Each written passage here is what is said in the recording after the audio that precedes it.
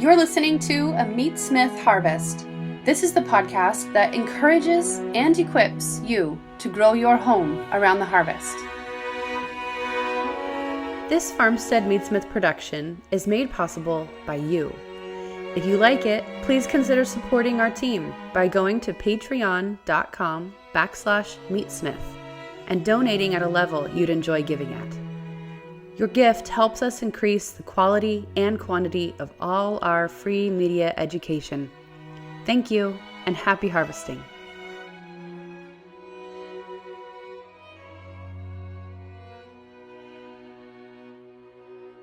Brandon, thank you so much. Really appreciate you taking time out of your day to do this with us. And so we'll just start the way we start every podcast, and it's just simply this, that a lot of times we find ourselves in certain social settings where the inevitable question comes up of, what do you do? And so how do you respond to that? Yeah, that's a tricky one. My answer kind of changes over the years, depending on who asks. But I think that one of the quickest responses I've had is, I'm an itinerant slaughterman. I drive around and I kill animals for people to eat.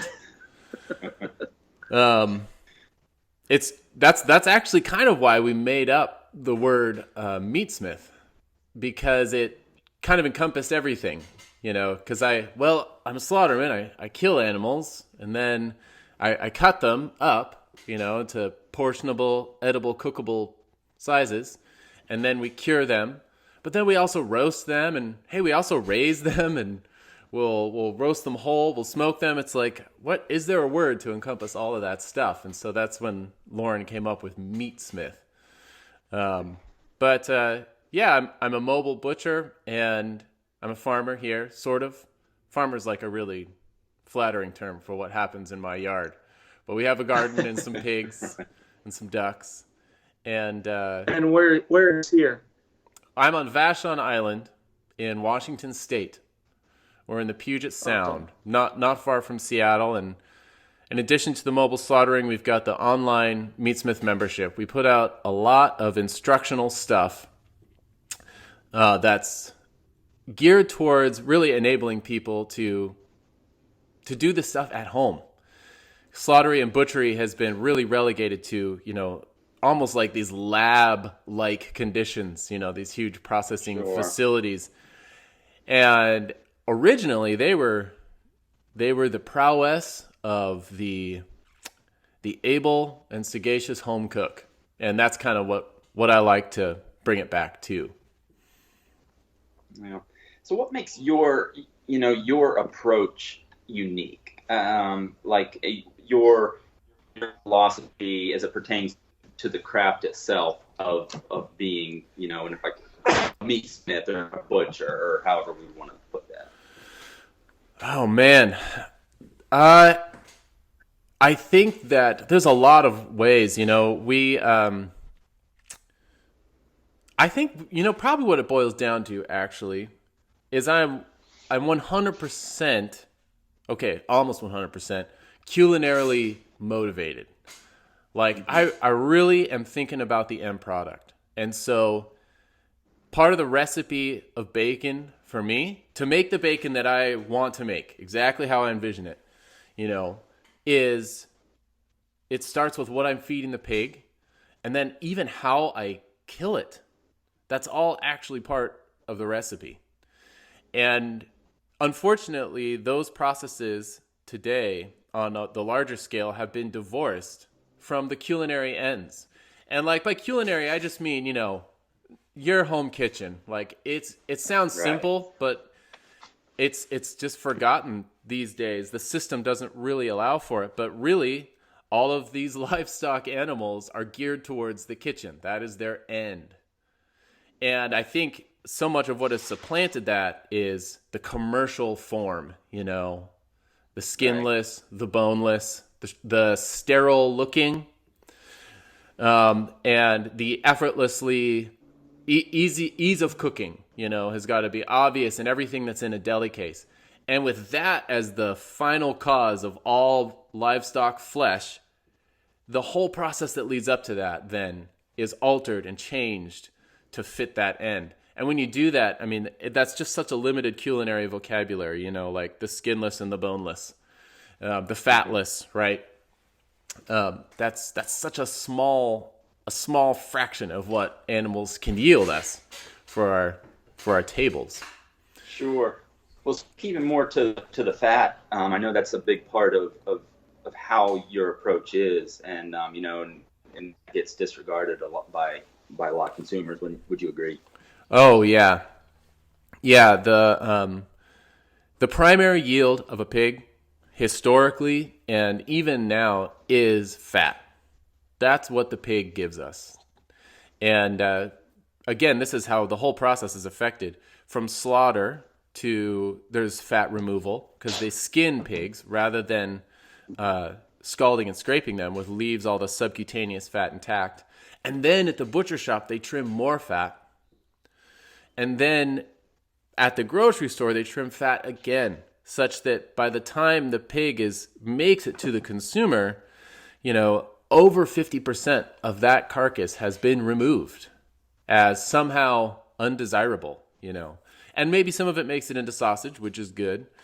But yeah, man, the fat is where it's at. That was the goal for even our pig genetics. So even before the slaughter, like, we breed pigs to be lean, green, fast-growing machines. Lean and mean, really lean, and that's what pigs are today. Before that, pigs were grown for their fat. In fact, it was a rule you can read in a 19th century guide that if your pig can walk 200 yards at a time, it's not fat enough. And they're like, he's dead serious. Like, no, seriously, it's a waste of pork. You need to have fat. You need to eat a lot more fat. Wow. Yeah. Wow. So how did you get here? I mean, if I asked a lot of people, what do you do? We don't hear a lot of people saying that they're butchers. And I think you have a unique path as far as even how you've arrived here. So give us a little bit about that path. Yeah, it was, I grew up in suburban Southern California, completely estranged from the source of my food, totally. And I did work at Whole Foods during when I was getting my undergrad and graduate degree. And that's also right kind of when I met my wife, Lauren. And I guess for us, we were both in academia. She was studying theology and psychology. I'm an English Renaissance guy, so Shakespeare and John Milton. And we were both finishing up our master's degrees, thinking we're kind of like toddlers a little bit, and therefore, not really equipped to go on to get the PhD and then continue teaching, because that was my goal. I was just going to be an English professor for the rest of my life. Not just, I think that would be awesome. But I felt inadequate. I really felt like, I could keep going and I could publish on the fashionable topics for the influential journals and pursue that route. But when it comes down to it, I really love teaching, and I feel inadequate to teach because I haven't really lived. I've been in school my whole life, I've been in the ivory tower. And so I thought, okay, we'll just take a break. We both kind of wanted to take a break. And Lauren was getting disillusioned too, being a theology student, and she was seeing a lot of stuff sneak into theology departments that was vicious in the old sense of the term, which was like, gee, we went down this path, particularly in theology, of studying Thomas Aquinas and virtue ethics, and there were a lot of professors that seemed okay with abstract, highfalutin theologizing, but not actual daily virtue, and that just seemed like an inherent contradiction. That was disillusioning to us. It was kind of like, a couple of big names who we'd read and liked. You meet them, and it's like, he's really eyeing Lauren right now. I don't know. I kind of expected a little more self-control. So there are a couple of moments like that. Wow. And so we both were just like, let's take a break. and we're still taking that break. That was, I don't know, that was 20, I think that was 09 or something, 08, maybe 2007.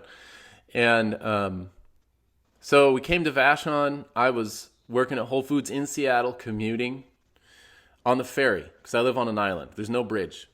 And that was kind of brutal because we're newlywed, and I wanted to be with my wife, and I wanted to have a family, and I was gone at least 12 hours a day, but I was only getting paid for 8, because the ferry was just so brutal. And so my 2-week vacation for our honeymoon became my 2 weeks notice. I just didn't go back, which was not nice of me at all. So we came back to Vashon, and I was out of work. But I'm kind of scrappy. Like, I'll get a job anywhere. I'll do anything. I'm a hard worker. We'll make it work. And so I went door to door in all, 11 businesses in Vashon town, just a few, maybe 10. And one of them was a butcher shop that had opened the day before. And and I didn't know anything about butchery. I didn't know anything about farming, nothing. But I had worked at Whole Foods where I had developed a taste for wine because they have a pretty awesome wine selection. And he was making his own wine, this farmer butcher. And he was selling fresh meat from a case. He was selling raw milk. They were making cheese, all from this farm on the north end of Vashon Island. And that seemed incredible to me. And he was telling me how they make the wine, and they're crushing it with their feet. They're not adding yeast. It's just ambient wild yeast, and they're aging it for a long time in oak. And that was actually the thing that enticed me. And so my plan was, all right, of all the places, this is the coolest one. I want to work here. And so I basically showed up for 2 weeks and bugged him. And I kind of just started working there. And then he's like, all right, I guess I got to pay this guy.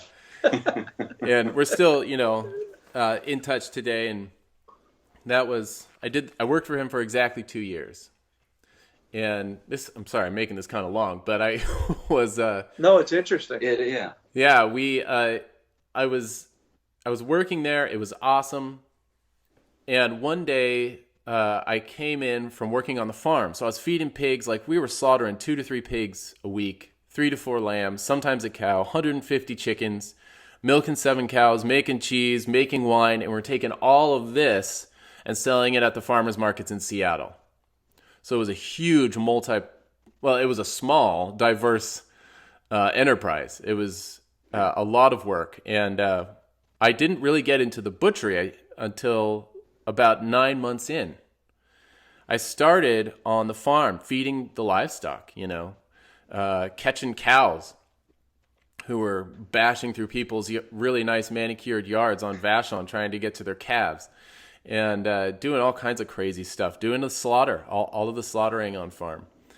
And then one day I came in to pack for the farmers markets on a Saturday. And the boss, just because the recession had hit, and for other reasons, he kind of let go. He had to let go of pretty much the whole staff, so that there was about 4 of us running the whole operation. He let go of the butcher. It was a restaurant also. We had a restaurant and a butcher shop. He let go of the chef, the kitchen crew, the butcher. And I was supposed to take butchered meat to the farmer's market the next day, and none of it had been cut. And so that's when I learned how to butcher.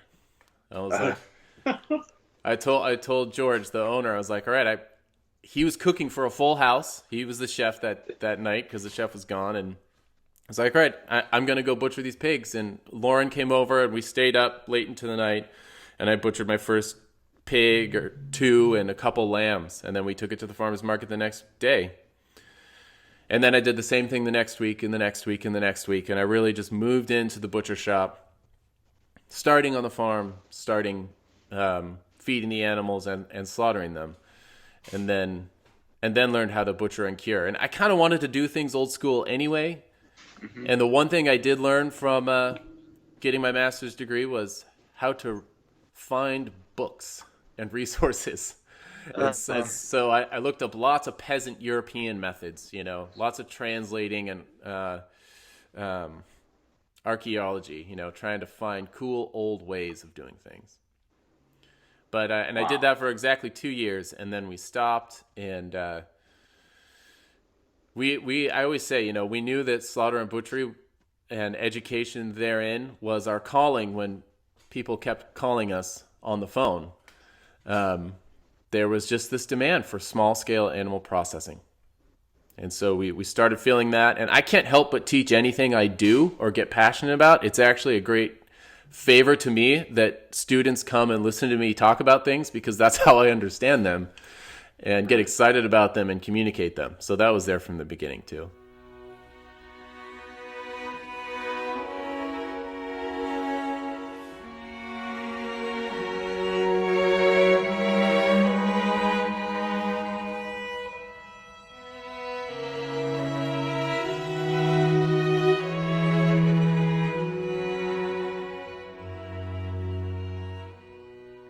So you guys sort of pivot out of that shop. You figuring out how to do this stuff. You start researching it. What sparks your interest to be like, let's take this and make something ourselves?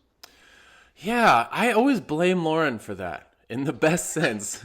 I was okay with.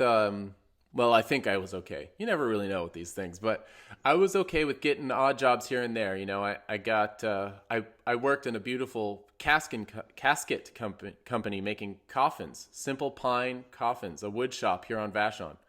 Your life is weird, by the way. Just FYI, you have a very weird life. Yeah, or a very irregular life, I should say. Yeah, I guess it is. But that was awesome. Marrying caskets. And it was a great preparation, obviously, for becoming a slaughterman in a weird way. But I got to do that for a while while we were starting Farmstead Meatsmith. And that was a great help and blessing in getting this going, to have income. And then I worked for an excavator for a while, putting in deer fence around the island and all kinds of stuff, horse paddocks. But it was really Lauren, pregnant with our second child, John Luke, and she said it would be a waste for you to not utilize these skills that you gained while working at this farm. And I think it's interesting, because I was perfectly willing to be like, well, yeah, we'll just do this for ourselves. Like I need a butcher shop, but just for me and just for our family. And I'll raise pigs for us and we'll cure bacon for us. But she wanted to share it. She felt like there was richness there that could enhance the abundance of other people's tables. And so she saw also the potential. And so that was really... The theology major came up with that, huh? That's right. Yeah, she got her ends all sorted out. Yeah. And, we're both the children of small business owners, both sets of parents. And so to be honest, I don't know if I would have stayed long as an employee anywhere. I've just never known anything other than, creating your own thing and generating your living that way. Yeah. So when it comes to the educational side of it, I wonder if you could speak to a little bit more about what it is about the element that is so inspiring to you. Because I wonder, and I don't want to answer it for you, but I was thinking, so as more technological advances come in and everything, what that also means is that we lose the thing that advancement replaces a lot of times, whether it's whether it's email. It replaces the ability to just simply write a letter or something like that. Yeah. And so is part of your motivation as an educator a sense of responsibility of something that could potentially be lost when it comes to this skills? Yes. Yeah. And I think it goes two ways. There's what would it be? There's an aesthetic and a utilitarian aspect to that, because a lot of the technology that has come in and made things, I wouldn't say more efficient, they have a different kind of efficiency, has also completely left behind the small scale, the domestic scale. And so looking back to these old methods, which are technologically much simpler, they are also more suited to a human scale, like an individual family degree of production. And so the large mass production methods are actually inefficient relative to the needs of one family and what one family can produce. So I find all these, sometimes it starts with an old tool. You find an old tool and use it for a while, and it's a simpler tool, and you use it to see what it can teach you. Be docile to its hints and its cues. In other words, don't try to force it to do what the modern tool does, right? Right. And you stumble into these efficiencies. It's serendipitous. I love it. You don't know what's going to happen. And I can't even, it happens all the time. And this is where that aesthetic goal end comes in, because, or I guess culinary one, where I have this image in my brain of some old print of bacon, that I've seen. Or maybe someone somewhere in some peasant village in Europe is still producing it like their great-great-grandfather did. And you just can't see anything like that anywhere. No one is producing that. And I am so attracted to it. And I want to see what will happen if I make it.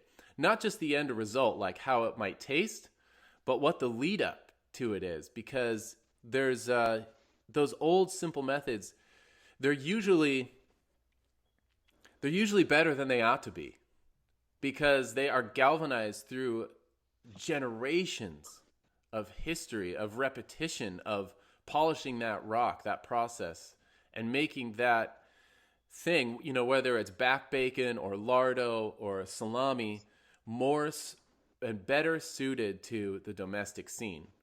And then very recently, 20th century basically, boom, we can mass produce this stuff rapidly, basically after World War II. And then all of that stuff recedes into the distance, and efficiency no longer means, able management and husbandry of my resources, but I am excluded from husbandry and management of all these resources entirely. And I just cherry pick off the top as a consumer, alienated from the process. And that is, that I don't think that's a rich way to live. I think that's actually a little impoverished, because you're alienated from the means that sustain the end that is your life. And in being alienated from those, you're alienated a little bit from yourself. You're estranged from the cost of your own existence, and you know yourself less, I think.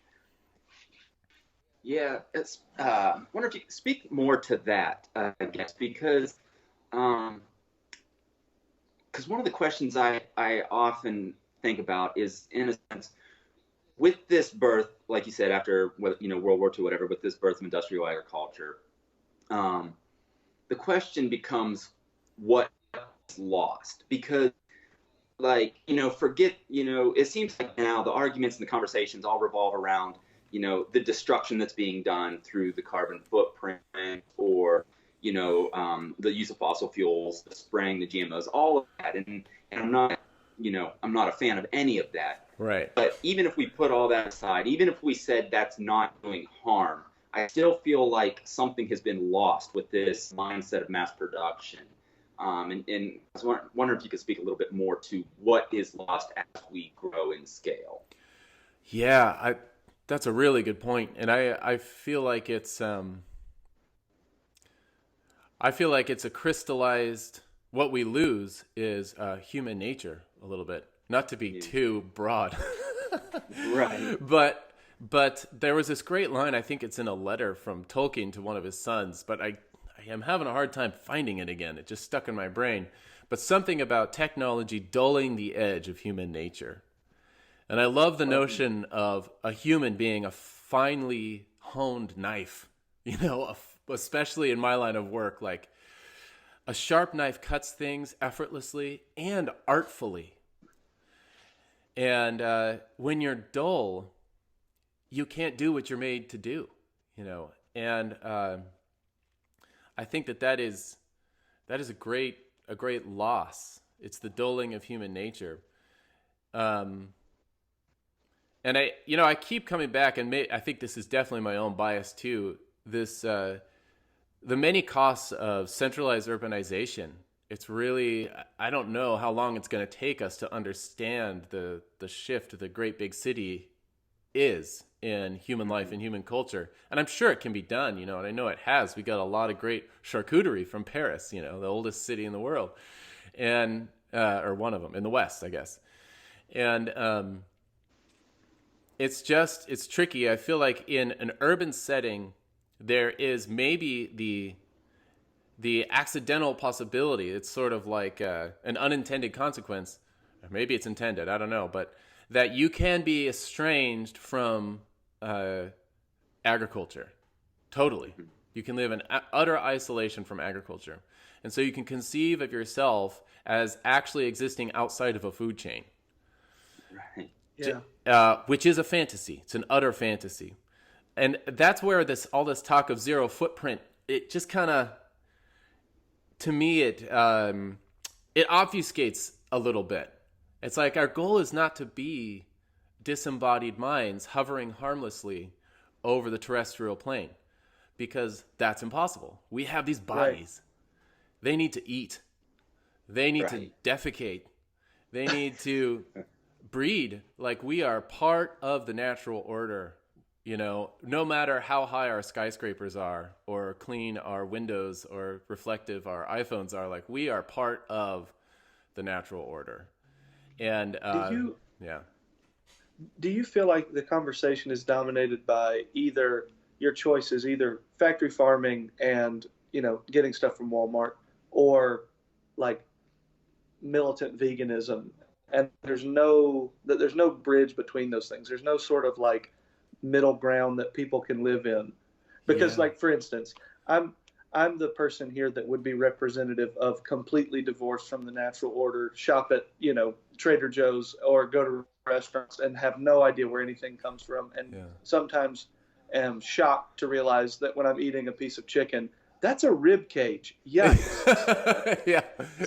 Steve is the one that has goats and chickens and pigs and all this stuff, and I'll call him at 11 o'clock at night and he's burying a goat, and I'm like, good God, your world is so weird. Yeah. So like, I guess, and maybe I'm trying to get too much ahead of myself. So one, I guess that ground between factory farming and veganism, and two, like, what is a step for somebody like me? What could make me get excited about the stuff that is obviously exciting to you and deeply meaningful to you, I guess? Yeah, I've thought about that, and I think that, like anything, if you start with discipline, the fruits will be unlimited.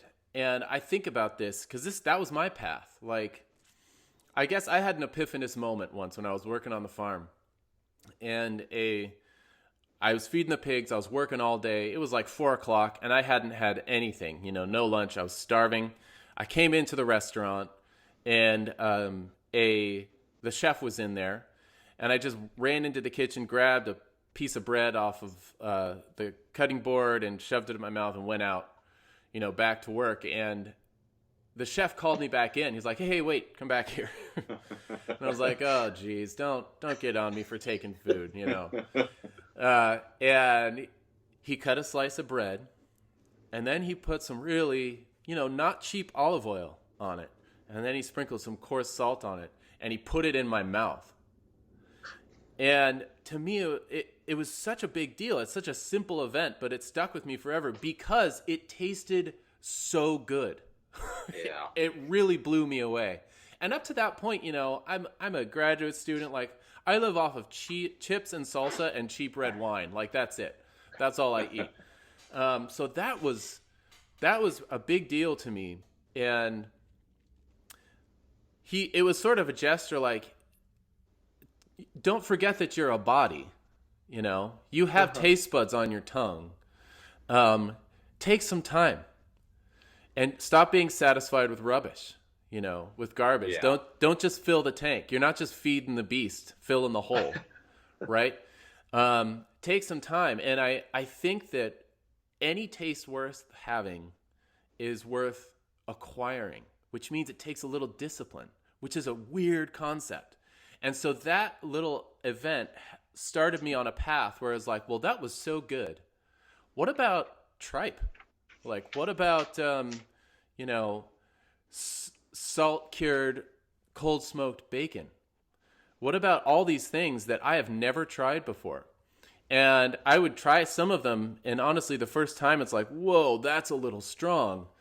But then you got to interrogate yourself a little, be like, well, is it gross?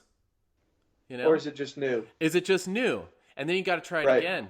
And, they do scientific tests on this stuff, and they find that, I guess it takes about 2 weeks, 14 days or so of trying something before you acquire a taste. None of us likes the wine or beer that we sip from our parents when we're 8 or whatever.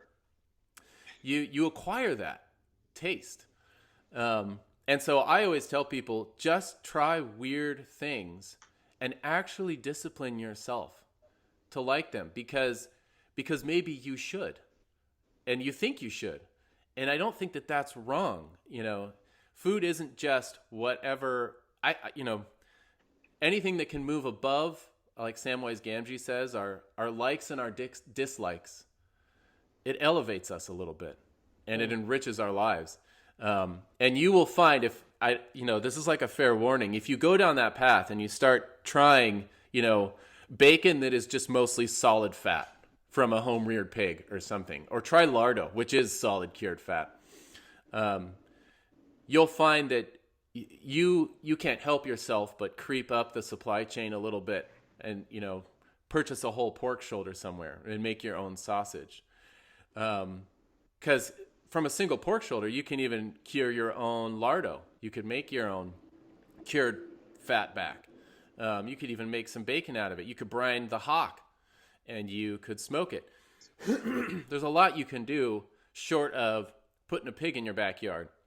Though I always recommend people do that because that is that is possible. I've slaughtered pigs in the city of Seattle. They do not need to be free-ranging animals. Benevolent confinement is actually their wanted habitat for the past 500 years. That's where people have been raising them.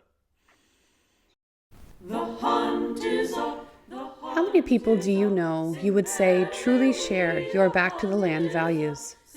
Or your passion for home-scale craft meat curing? Or simply love the multifaceted beauty of a good meal as obsessively as you do? Maybe a handful? At farmsteadmeatsmith.com, we've created an online community of hundreds of omnivores from around the world and a platform for them to learn from and inspire one another. In addition to our major semi-annual hands-on educational event, The Family Pig, here at our Pacific Northwest homestead, over at farmsteadmeatsmith.com, we host a purely digital membership program with an archive of film and textual resources years deep now, for you to dive deeper into your food journey with. And both our classes and online program include access to our private community Facebook page for your continued education and fellowship. We've been told that our classes are life-changing and the membership program unparalleled in quality and quantity. To get a taste of our education, search farmsteadmeatsmith.com and our YouTube channel for our free films, conversations, and downloads. Explore how we and other meatsmiths across the globe may best come alongside you, putting the knife in your hand, article by article, and comment thread by comment thread, and can support you in building your home around the harvest. Please head to farmsteadmeatsmith.com today. Yeah, so really, it's just so easy to be, disconnected from your food in so many ways. Whether it's, but one of the elements is you mentioned the word slaughter a couple times, and for a lot of people, when they hear that word, it just has this the negative, that surrounds it. But talk about a little bit then, like death is part of what we disconnect ourselves from when we remove ourselves from the food chain. And it's an important part. It's important, to your point, I think understanding that is an important part of understanding our own humanity and the cycles in which we experience of life and death and sustenance and all of that goes with that. So for you, I don't know if this is the angle to take, but the first time you slaughtered an animal, do you remember that? Was that impressionable on you? We don't do it to near the scale that you do, but I remember having a conversation with someone where I said, the point that it doesn't bother me is the point that I need to stop doing it, in a sense. So how have you dealt with that whole part of the entire process? Yeah, that is a really interesting question. I'm going to try not to talk about it for 3 hours. It's so interesting to me. But yeah, I feel like whether or not you're a passionate carnivore living on a farm or a vegan living in a city, both people exist and maintain and sustain their lives on the death of other terrestrial creatures. Right. It's a given. The vegan is not isolated from that. They might be able to indulge that fantasy, but it is just a fantasy. The production of the soy and the tofu and the vegetables they're eating is riddled with the death of animals and habitat alterations and everything. So there really is no zero footprint option. We are integrated into the food chain. And with that in mind, I think that you kind of need to take your place in the great circle of life, as they say in Lion King. And, Mufasa describes it to Simba. He's like, we eat the antelope, and then when we die, our bodies turn to grass, and the antelope eat the grass, right? Yeah. And there's a little more going on than that. But, the point is still made. And the first animal I slaughtered was on the farm, and it was a lamb. And we put the lamb up on a table, and it was just a knife kill, which is, to this day, that's still how I slaughter lambs, with just a knife. Drawing the knife across the neck. And there are people screaming listening to this podcast okay. right now. No! Yeah. Good to know. Oh man, I gotta try to stay focused. There's so many things we could talk about here. That was the first one I did, and I wasn't emotionally slaughtered at that time because I was doing a job and I understood the ends, right? And actually, to this day, I find that for me to be overwhelmed with emotion at the killing of an animal, to allow myself to feel guilt or shame in a way, is not sensitivity or a humane move on my part.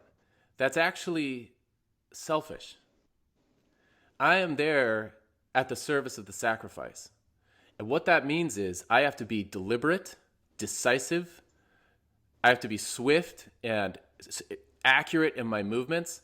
I can't be choked up to execute it properly, And so it's a really interesting journey to walk people through this in our classes, where when we kill a rabbit, right, or a duck or a lamb, you're doing the animal no favor by being reticent, by not wanting to do it.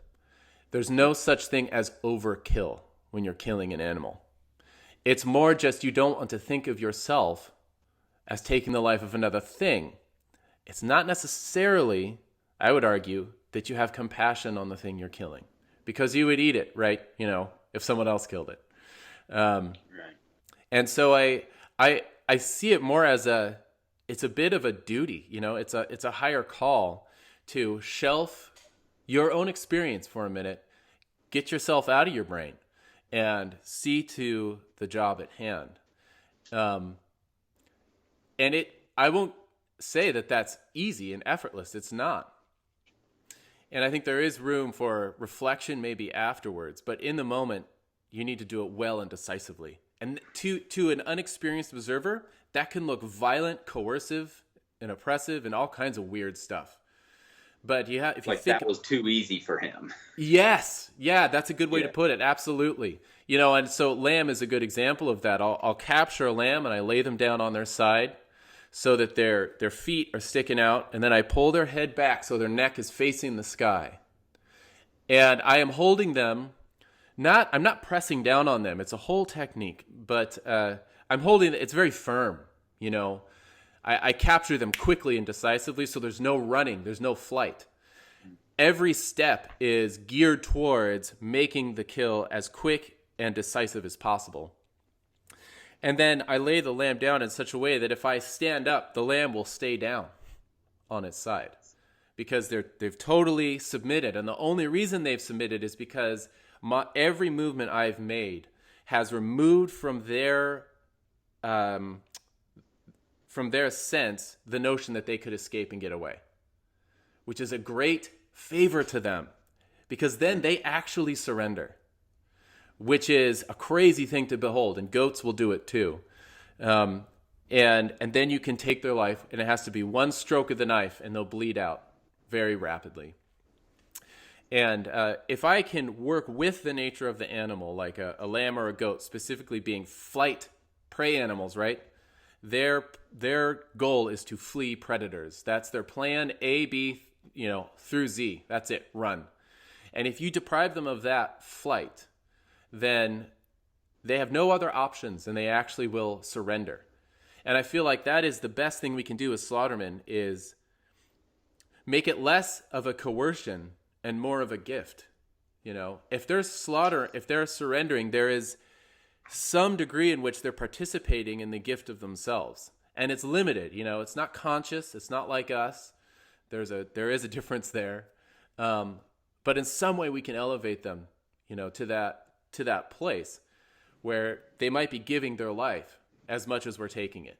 And that is, that's the highest thing any terrestrial being can aspire to, so there's, and that can look to someone who's never seen it before, very violent and cruel. It is bloody, it is. In fact, you even think of the way that cheese is made. Cheese does not exist without the killing of doe-eyed, beautiful calves. Doesn't happen. I remember the first time I killed a veal calf, and how can you limit the impact of being able to preserve milk, which is what cheese is? We can preserve that protein, those fats, in the form of cheese. It's only been since recent refrigeration that we drink milk at all. It was all turned into cheese and yogurt, right? And that only happens when you slaughter the calf. And you got to do it before the calf even grazes. So the calf is less than a week old. And they're the cutest little animals you've ever seen, right? And I remember slaughtering a veal calf, and it was I feel like I was, oh good. You guys can still hear me down here, right? Yes. Yeah. Okay, good. Just want to make sure. I felt like I was witnessing the birth, like representing the birth of Western culture and even other cultures, because cheese is so important. And I slaughtered this calf and I was eviscerating it, and inside the calf is the rennet stomach. When calves are born, they're not ruminants like their adult parents. They only use one stomach. Same with goats, right? The goats start eating green much sooner, but the calves they nurse their mommy with their neck craned in such a way that it shoots the milk past their two chambers of their stomachs that are never used and right into their rennet stomach. They're actually cheesivores. They only eat cheese. And they're making it in their stomach. And that's where the enzyme comes from that makes all cheese. Yes, you can get some from cardoons and stuff, and you can find these vegetarian lab-made, substitutes. But the original rennet is in the stomach of the calf. So if you're going to preserve mama's cheese, you got to go get that rennet, that enzyme. And I opened up this rennet stomach, and guess what I found in it? It looked like ricotta. And it even tasted like ricotta cheese. I tried some. And it smelled like feta. It was very rich and intense and acrid in its aroma. But you take that rennet stomach and you salt it and you cure it. And then you cut off a little piece and you put it in your cheese vat to precipitate the curd and make your cheese and preserve your milk.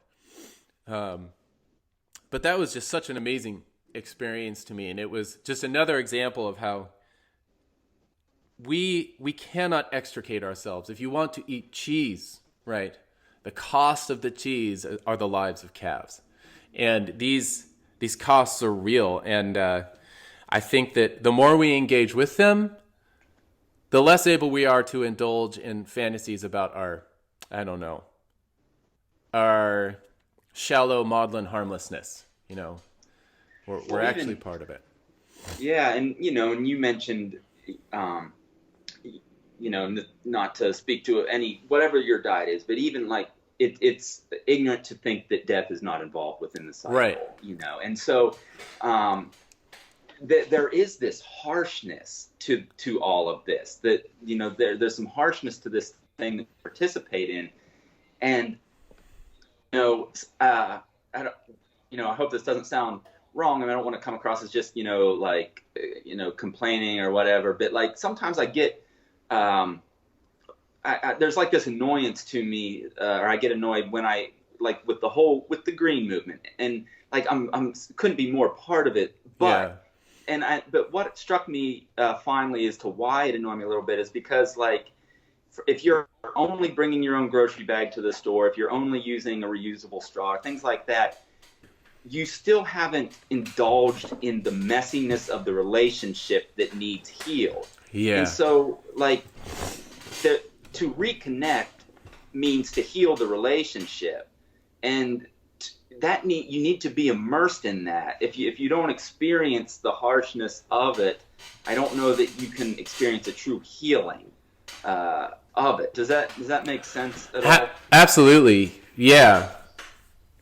Yeah, I feel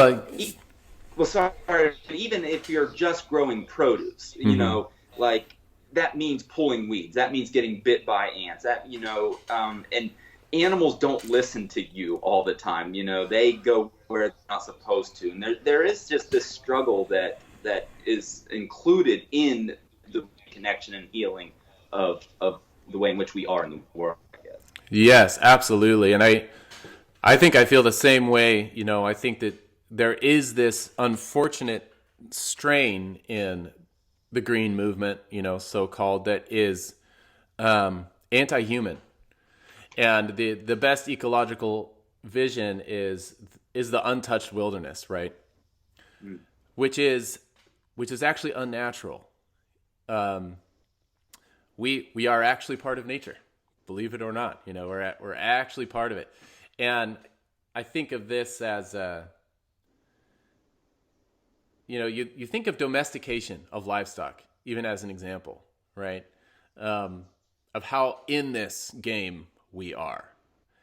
And we have this notion that domestication is an impoverishment of natural, pure wildness, right? And that wildness is a higher form of existence. It's a better way to be on this planet. And that is not what humans do to a landscape. They bring order. You look at, Europe, look at the south of England, and what do you see? You see this humans fully integrated into the ecology. You see 10 5-acre paddocks of grass bordered by stone walls, right? It's a grid, and it's very fruitful, and it's pasture. And it used to be primeval forest. It used to be forest, but it's been completely deforested, I don't know, for 700 years or something, 500 years, a long time. And one interpretation of that is that, this has been denuded. This has been clear cut. This has been destroyed, the natural habitat. But even on their own terms, you're actually sequestering more carbon with the pasture grass. This is an integrated ecology. These are people that are ideally taking food from the land that's just within eyeshot around them. They didn't need a humongous transportation system to ship their food all over the place. And I even think about that with the wolf to the dog path, I'm not so sure that a border collie is a hindered wolf, is a handicapped wolf, right? Border collies almost understand English words when they're born. I mean, it's crazy. It's amazing the sense of domestication that they can take on. And when you think about it, isn't that a kind of fulfillment of their nature. You know, look at how successful they are. Look at how successful all livestock are as their populations grow. The best way to help a particular species is to start eating it. And then they become more successful on the globe than they ever would be. And they never suffer death of old age and disease, if we can help it, right? In the best case. And you think of sheep growing wool. If you don't shear a sheep, it will die. If you don't milk a cow, she can't produce it. She produces too much milk for her calf. She will die. You know, we're in it with these domesticated livestock inextricably. We can't just, you know, create them genetically and then abandon them to the wild and pretend like it's good for them.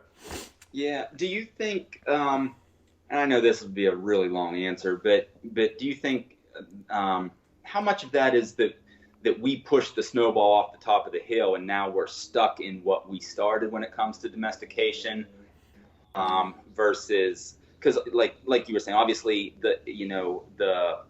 the answer is not just to simply release all the lap dogs back into the wild. You know, that wouldn't go very well. But I mean, do you think that over domestication has become a problem that we now are forced to deal with and forced to manage in a way that maybe we had overextended ourselves in that process?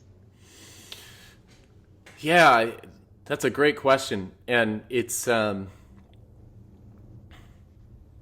you can definitely find examples of that. They're very clear. Like, you know, there's a certain pig that has been selected to be so lean that it has departed and double muscled. So it's got these two traits, and the double muscling at least is a disorder, right? But because we're so good at breeding, we can actually put that into each pig. And so consequently, we have these pigs that exist with a disorder as a breed. That's part of the standard. Double muscled, super lean. Consequently, they are prone, as an unintended consequence, to panic. And they can die from stress very easily. You know, just a minimal overstimulation, and they'll die. They can't handle the stress. And so there's clearly examples of that when, you know, we decide that genetics are something that we can extract, right, as a resource, and that a pig is a protein unit. And the goal of that protein unit is to maximize the protein and minimize the fat yield.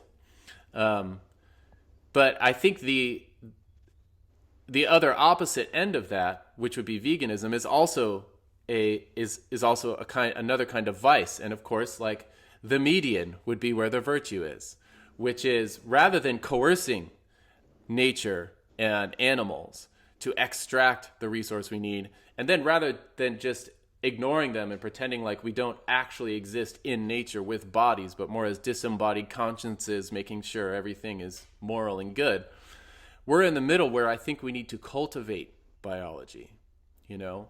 And to cultivate your garden, you know, it's a docile process. You're not just imposing your vision. You have to work with the seasons. You have to work with the soil, with the natural limitations, with what will grow in your area. You have to take your cues from the raw material. You can't just impose your abstract imagination. Now, if you get enough technological power, then you kind of can start doing that. And the consequences just become more and more unintended and more drastic. But again, that's that excessive vice of extraction. But in the middle, where we take our cues from nature itself. And then, you know, I think it's really important to acknowledge yourself as being part of it. So your interaction with the natural resources is not an exception to the rule. That is the rule. That's the norm. You know, you're an eating thing. You're part of it. So your job is to cultivate it.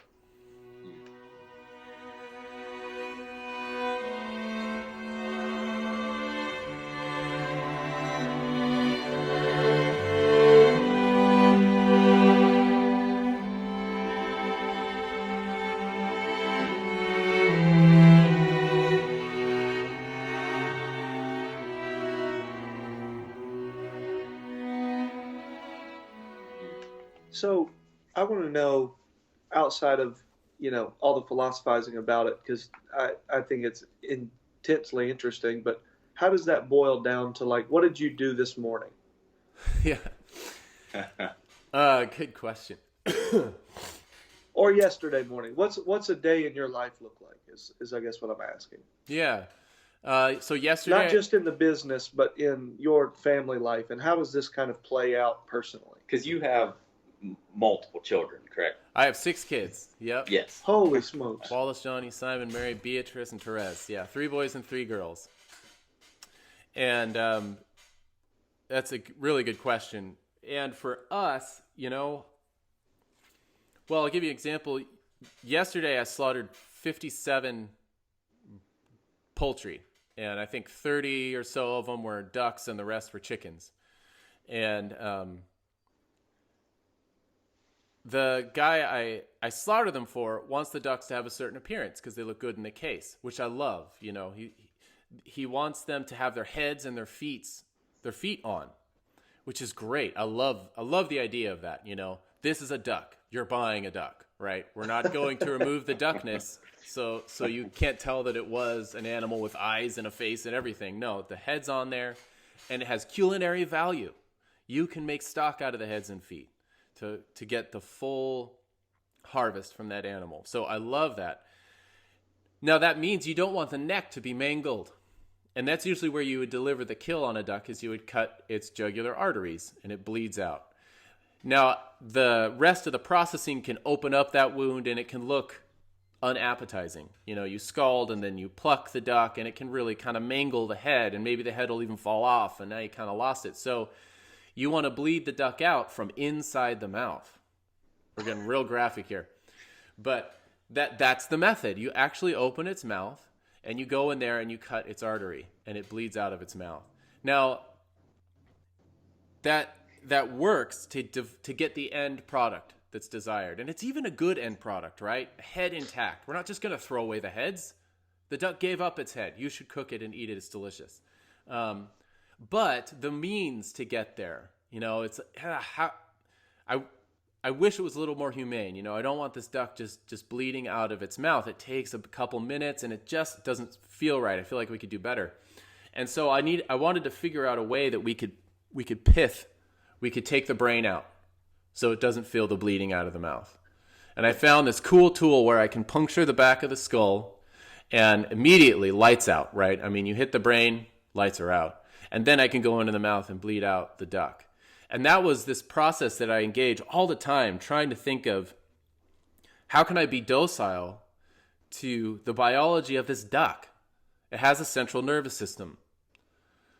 How can I be more humane and take that out first before we bleed it out? And you actually have to observe the duck rather than just imposing our idea on it and extracting the protein from it that we desire. And that takes a docility, like I say. You have to observe the nature of the animal. This is why I shoot pigs in the head. I don't just stick them, because they're so cerebral. They're very intelligent. So you want to take out the central processing unit first. Take out the brain, and then you can bleed them out. It's also why I don't separate the pig I'm killing from its buddies, because they are a sounder. They are a group of pigs. Their security comes from being with other pigs. And if you ever try to separate one pig from its buddies in order to kill it, you might notice it is impossible. They hate it. They'll yell. They'll scream. They don't like being manhandled. They hate that. They also don't fear death. And you wouldn't know this unless you observe and are receptive to the cues that you're giving you. We tend to overestimate their humanity and underestimate their intelligence. And you take them right when they're next to their buddies, and they'll drop to the ground. The other pigs might jump at the rifle a little bit, but then they know the other pig is dead. They're just not bothered by that. They'll even eat the blood from the pig that you drag out to continue harvesting. And so all of those, I think, are fruits of trying to be docile and get my cues from the raw material, from the pig itself, from the duck, and develop an approach that it's not the excess of extraction, and it's not, the other excess of just ignoring the process, but trying to find that middle ground of we're going to cultivate this and be part of this process in a good way.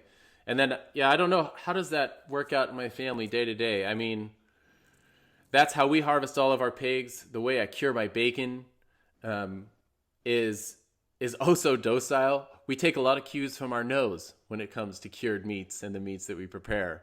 Your nose, you have this sniffer right above your eater that is this perfect test for what should go in the eater. And it's a really solid one. But we had bacon from our pigs this morning. We had bread that my wife made for breakfast. And, we didn't grow the wheat or anything. We buy wheat. And we had eggs from our ducks. We have a flock of ducks. And so I don't know if that fits into the philosophy, but that's what happened this morning. Have you found a way to, with 6 children, the busyness of your schedule, do all 8 of you sit down at the dinner table at night? Yes. Yeah. Yeah. So we all sit down for breakfast, lunch, and dinner. Wow. And I'm not bragging. I'm saying that with like sweat on my brow. It's, right. It really is. That is one of the chief battles that we pick in our day and in our week. It really is. Like, that's no small thing for us to make that happen. So, I'm not going to say it's like, oh yeah, everyone needs to sit down as a family and eat together every single meal. It's hard. It's good. I find that everything happens around the meal. That's how we learn to be with other people. All the kids have their chores. They have to set the table, and they have to do the cleanup. And before you know it, you look back on your day. It's like, wow, the main thing we did today was have breakfast, lunch, and dinner. My oldest is 9, so they're all, well, he's actually going to be 10 in just tomorrow. He's turning 10 tomorrow. Wow. That's a huge part of the day. It's huge. And then because they're young, they need snacks in between. They're like hobbits. Breakfast and lunch and dinner, they need snacks. Are you in your kitchen right now? Is this are you in your house right now? This is my butcher shop. Okay. Yeah, I've got cured. For the people that are listening to ours, we're Skyping for him as well. So we're looking at him in his butcher shop, and there's hanging meats everywhere. Yeah. It's awesome. I do have a stove in here right behind me. Can't quite see it, but we cook in here. This is where the classes happen. We've got bacon and hams and pancetta and copa hanging from the ceiling. All right. Well, we don't want to keep you too long, but if we just can shift gears and Sure. a little bit, we like to just kind of go different directions at the end, and we don't necessarily call it a speed round, but just ask you a few more random questions. So, what talent do you not have that you wish you had, or what secret talent do you have that you could reveal? Yeah. Good one. So I wish I had the talent for working with computers, because that is a significant part of my business, and that is immediately the first thing that jumps to my brain, and to work with them in the mood of being creatively inspired. So not just be competent, but be like, oh, I'm enjoying this and it's stimulating my creative impulses. Right. So, because I have to, that's the talent I wish I had. I'm still working on it. I got to discipline and learn that language. So yeah, there's a talent I could have. That's the one I want right there. Well, give us a guilty pleasure of yours. I doubt that. I don't picture you as the type to be, I don't know, binge watching, romantic comedies or Friends or something. Give us maybe that surprise us. What's a guilty pleasure? I so badly want you to say Little Caesars Pizza or something right now. It would just delight me. I've got too many of those. I would say that late night snacks. I have this snack that I scrounge up. It's horrible. Raw onion, sriracha, a piece of sharp cheddar, and a tortilla chip. I make a little sandwich of the onion, the sriracha, the sharp cheddar, and the chip. And man, I can almost go through a whole bag of that. It's horrible. I feel horrible for your wife. Right at bedtime. That's a bad plan. Yeah, you're right. That's poor. Yeah, that is. So I try not to do that too often. Yeah, that's not a good one. There is no chance of Joseph responding with, "What a coincidence." Yeah. Oh, same. Yeah, there's been nothing relatable to me in this entire podcast. Like, there's been not one thing that I'm like, oh, me too. I also kill things. Yeah. All right. So, give us a recommendation. Whether it's a book you're into, a podcast maybe, or a movie or something that you've been into recently that you discovered. Give us a recommendation. Yeah, good one. Well, I would say my perennial, I'm trying to see if I have it in here right now. Yeah, is a book that I recommend to everybody. It's by a woman named Jane Grigson. And it's Grigson, Jane Grigson. All of her books, actually, I could just recommend all of them. She wrote this book called Charcuterie and French Pork Cookery.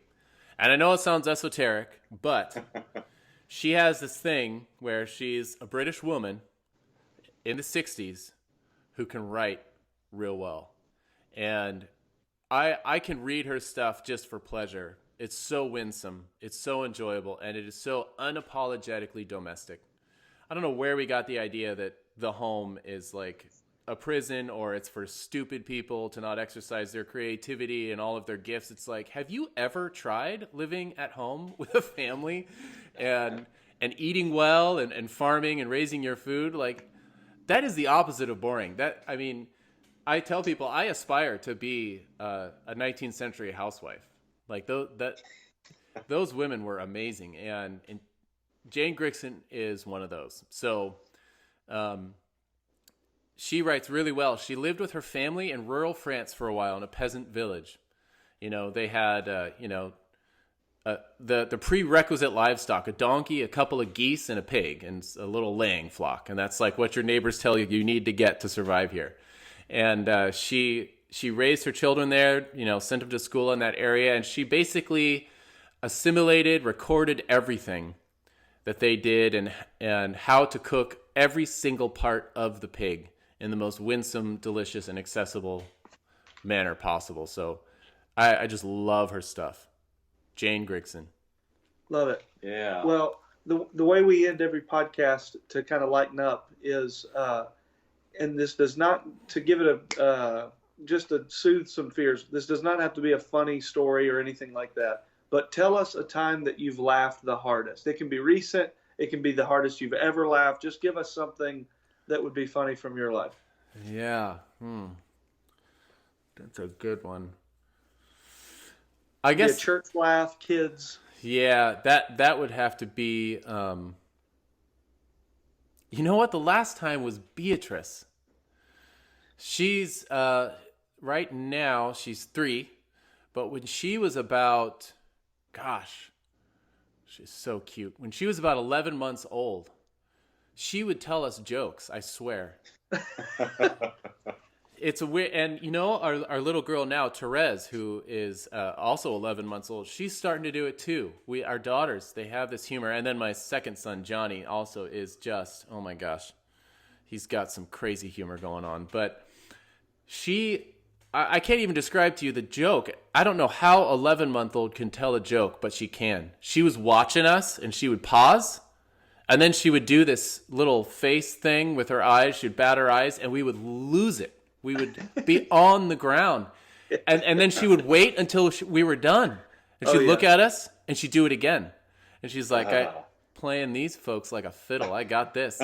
You're in trouble. But it was so hilarious because it was so subtle. You know how humor is like, you can't explain a joke to someone that is learning the language. Like, that's the last thing they learn.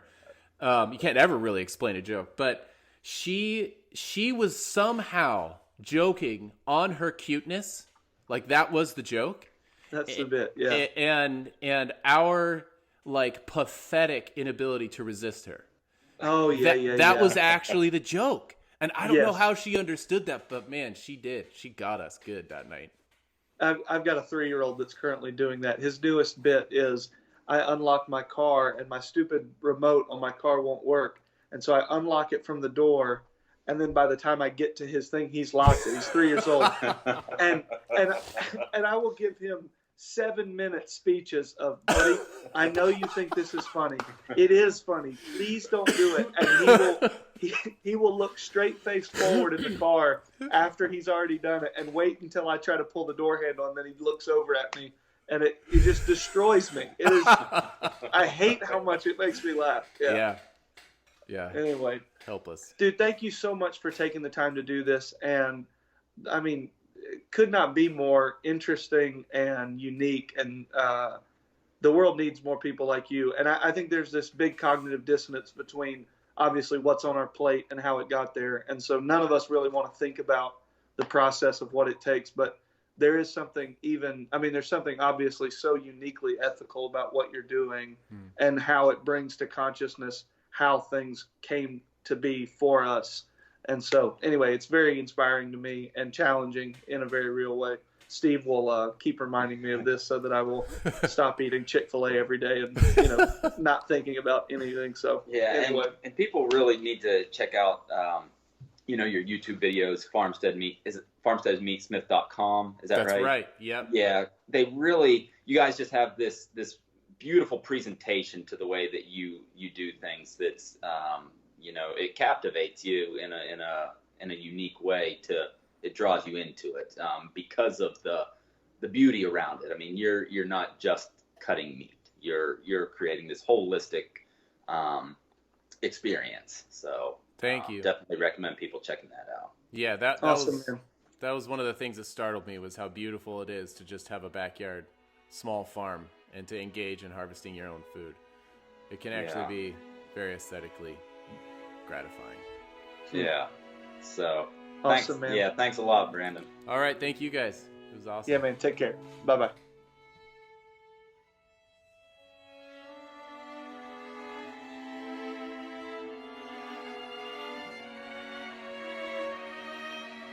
You can receive updates on all our brand new content as it's released by signing up for our email newsletter.